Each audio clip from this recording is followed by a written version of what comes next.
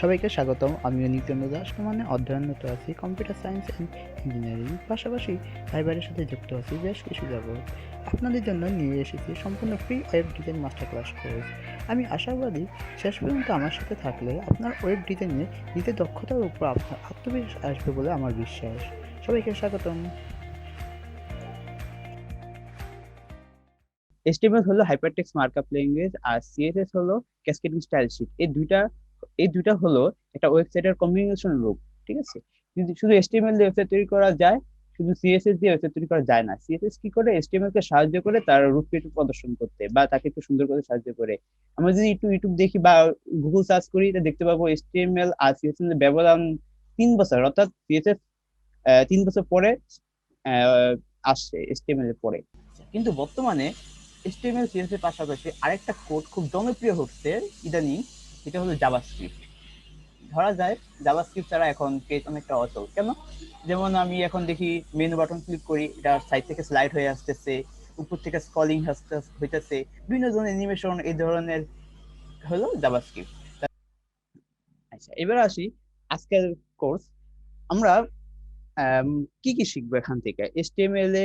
আজকে যেটা শিখবো, how to open HTML file, you need HTML file, why you need index.html file, write some HTML code, difference between box layout and content layout, and why need header and footer। আর CSS দিকে যদি লক্ষ্য করি তাহলে কি দেখতে পাই, where write CSS code, কোথায় CSS কোড লিখবো, where need external CSS file like style.css, মানে কেন একটা এক্সটার্নাল CSS ফাইল প্রয়োজন হইব আমাদের, রাইট সাম CSS কোড, কিছু এক্সাম্পল দেখবো আমরা। Why need CSS selector, selector জিনিসটা আজকে চেষ্টা করবো কভার করতে, যদি না পারি তো দেন পরবর্তী একদিন কভার করব। Difference between ID and class selector, ID এবং ক্লাসের মধ্যে পার্থক্যটা কি দেখানোর চেষ্টা করব। লার্ন সাম CSS প্রপার্টি, এবং এবং difference between EX, PX, RAM, WB, WH, percentage. ঠিক আছে, এগুলো নিয়ে আজকে মোটামুটি ডিসকাস করবো। এখন দেখি কিভাবে একটা HTML ফাইল ওপেন করি। প্রথমে আমি আমার ডেস্কটপে চলে যাই। ধরি এখানে একটা HTML ফাইল ওপেন করব, যার জন্য আমরা নিউ টেক্সট ডকুমেন্ট। ঠিক আছে, এখন HTML ফাইলটা সেভ করার সময় শেষে .html লিখতে হয়।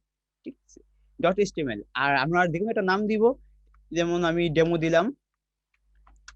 কিন্তু এটা HTML ফাইল তৈরি হয় নাই, আমার নিচেরটা একটা HTML ফাইল তৈরি হয়েছে। আমি যে প্রপার্টিসটা একটু দেখি, প্রপার্টিস, হ্যাঁ, এটা এটা ক্রোম HTML ডকুমেন্ট .html, কিন্তু এটা একটা HTML ফাইল তৈরি হয় নাই। কারণটা কি? কারণটা হলো এটা টেক্সট ডকুমেন্ট। কারণটা হলো আম, এখানে প্রত্যেকটা যে ফাইল দেখা দিতেছে শেষে এক্সটেনশন গুলা দেখা দিতেছে না। ঠিক আছে, এটা আমরা সলভ করার জন্য জাস্ট উপর থেকে ভিউ ভিউতে গিয়া শো ফাইল নেম এক্সটেনশন, এটা অন করে দিব। এবার যদি লক্ষ্য করি, দেখতেছি demo.html.text, অর্থাৎ আমাদের ফাইল নেমটা টেক্সটই রয়ে গেছে। জাস্ট এটার জন্য আমরা রিনেম করব, আবার টেক্সটটাকে কেটে দিব। এবার এটা HTML ফাইল তৈরি হয়ে গেছে। ঠিক আছে, আচ্ছা, তারপরে আসি পাওয়ার পয়েন্ট। আবার why need index.html file, HTML file কেন প্রয়োজন? আমি এখানে ডেমো খুলছি, হ্যাঁ এটা ডেমো ডেমো রান হবে, সমস্যা নাই, কিন্তু ইন্ডেক্সটা কেন খুললাম? এটা ইন্ডেক্স, এই নামটা হওয়ার কারণ কি? এই নামটা হওয়ার কারণ হলো, আমরা যখন কোনো সাইট বা ওয়েবসাইট লাইভ সার্ভারে আপলোড করি, লাইভ সার্ভার কোনটা, যেটা নাকি আমরা সরাসরি গুগল থেকে অ্যাক্সেস করি, ওইখানে ডিফল্ট হিসেবে index.html-টাকে সাপোর্ট করে, ডিফল্ট হিসেবে index.html-টা সাপোর্ট করে। আর বাকি যেগুলো আছে ওগুলাকে সাপোর্ট করা যায়, ডট একটা এসটি ট্যাগ একটা ফোল্ডার ফাইল থাকে, ওইটার মধ্যে রিনেম করে দিতে হয়, তাহলে আবার demo.html-টা আবার ওইটা নিয়ে নিবে। কিন্তু আমার ডিফল্ট হিসেবে যেটা দেওয়া থাকে সেটা হলো index.html হোক, .php হোক, যেই ফাইলটাই হোক, ওইটা সরাসরি আগে নিয়ে নিবে। আচ্ছা, তারপরে আসি, হ্যাঁ, বেসিক HTML স্ট্রাকচার। প্রথমে HTML দিয়ে স্টার্ট করতে হয়, এন্ড HTML ক্লোজ করতে হয়, HTML start end HTML close. তারপরে হেডের মধ্যে থাকে টাইটেল, মেটা লিঙ্ক, বিভিন্ন লিঙ্ক থাকে। তারপরে থাকে বডি পার্ট, বডির মধ্যে হেডিং পার্ট থাকে, প্যারাগ্রাফ থাকে, আর অনেক কিছু থাকে। মূলত কি, body is the defined body defines the document body is a content for all the visual content, অর্থাৎ আমাদের যেগুলো দেখা যাবে এখানে এগুলো থাকবে। আচ্ছা, হেড কি, এখানে মেটা ইনফরমেশন থাকে, এগুলা গুগল সাইটকে র্যাঙ্ক করতে সাহায্য করে, বা সিএসএস লিঙ্ক আপ করা, জিএসএস ফাইল লোড করা, এটার মধ্যে সাধারণত হয়ে থাকে। আবার টাইটেল অ্যাড করা হয়, টাইটেল কোনো একটা পেজের নাম প্রদর্শন করে থাকে। আর এচটিএমএল হলো এটা একটা এচটিএমএল ফাইল, এটা নির্দেশ করে, ঠিক আছে। আচ্ছা, তারপরে difference between box layout and content layout. Box layout and content layout আমাদেরকে খুব সুন্দরভাবে জানতে হবে। বক্স লেআউট, বক্স হলো আচ্ছা, এখানে যে কালো ধূসর রঙের যে বর্ডারটা দেখা যাচ্ছে, এটা হলো বর্ডার, দুইটার মধ্যে বর্ডার, এটা কমন একটা অংশ। আচ্ছা, এটা কিন্তু ওয়েবসাইট দেখা যাবে না, ধূসর রঙের বর্ডার। আর ভিতরে এই সাদা যে গ্যাপটা দেখা যাচ্ছে, এই গ্যাপ এবং ডান পাশে একই রকম একটা গ্যাপ দেখা যাচ্ছে, এই দুইটা অংশ থাকবে। এবং বাকি যেটা আছে নীল অংশ, নিচে হলো কালো অংশ, এটাকে উপরে বলা হইতেছে হেডার অংশ, নিচেটাকে বলা হইতেছে ফুটার অংশ, মাঝখানে পার্টটুকু হলো বডি অংশ। এই সবগুলো একটা পেজে থাকে, এটাকে বলা হচ্ছে বক্স লেআউট। এখানে একটু লক্ষ্য করে দেখা যায় নীল অংশটা এই মাঝের সাদা অংশের বডি অংশের সাথে সীমাবদ্ধ, ঠিক আছে। আবার কন্টেন্ট লেআউট কি, কন্টেন্ট লেআউট হলো নীল অংশটা এই বডি অংশের বাইরে চলে গেছে। আমরা যদি কয়েকটা কয়েকটা এক্সাম্পল দেখি যে অনলাইন থেকে, ঠিক আছে, তাহলে একটু দেখতে পারি।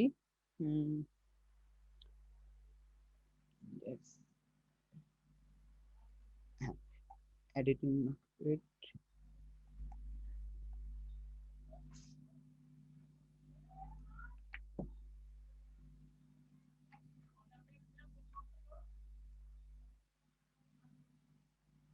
আচ্ছা, আমরা চারটা সাইট ভিজিট করব। একটা হলো কন্টেন্ট লেআউটের, তারপরে কন্টেন্ট লেআউটের দুইটা, বক্স লেআউটের দুইটা।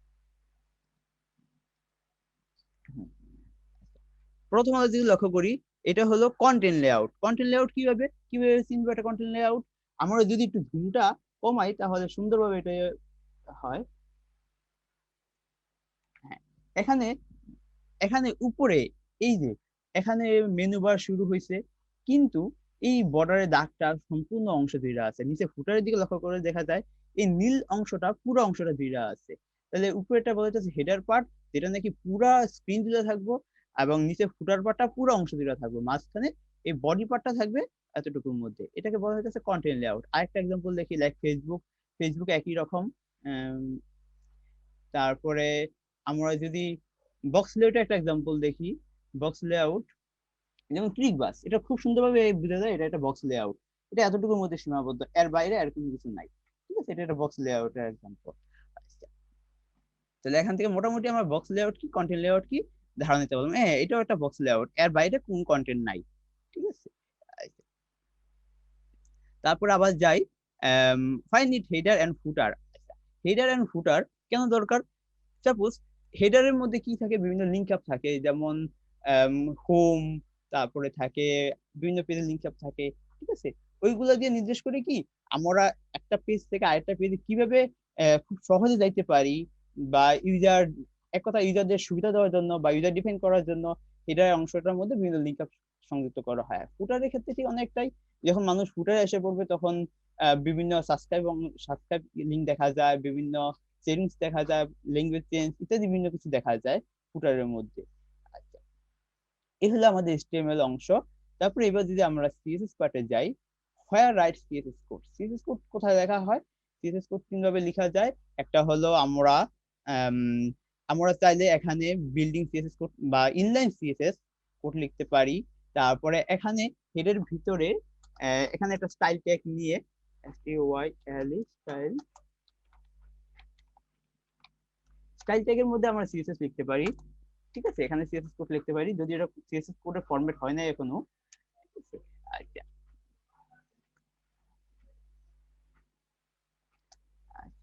তারপরে why need external CSS file like style dot CSS. হ্যাঁ, আমি যেমন ফাইল সিস্টেমের একটু দেখাই, এখানে এখানে ইন্ডেক্স ডট এইচটিএমএল, ঠিক আছে। আরেকটা আছে স্টাইল ডট সিএসএস। এখন স্টাইল ডট সিএসএস কেন লিখবো আমি? স্টাইল ডট সিএসএস মানে আরেকটা ফাইল খুলে সেখানে সিএসএস কোড লিখবো, এটা কারণ কি? কারণটা হলো এই জন্যই, সাপোজ আমাদের 10 থেকে 15টা পেজ থাকে, বা সাপোজ কয়েকটা পেজ থাকে, সবগুলো পেজে যদি একই রকম ডিজাইন হয়, সবগুলো পেজের জন্য একই রকম ডিজাইন মানে একটা ফাইল থেকে লুট নিতে পারি, সেই জন্য আমাকে একটা কমন একটা ফাইল খুলতে হইব, যেটার নাম স্টাইল ডট সিএসএস, বা যে কোনো নাম হইতে পারে, মেইন ডট সিএসএস, বা যে যার কারণ দিয়ে নাম হইতে পারে, ঠিক আছে। আচ্ছা, এখন এই ফাইলটা আমরা কিভাবে আমাদের মেইন ফাইলের সাথে কানেক্ট করব? দেখুন আমাদের পরবর্তী ভিডিওটি।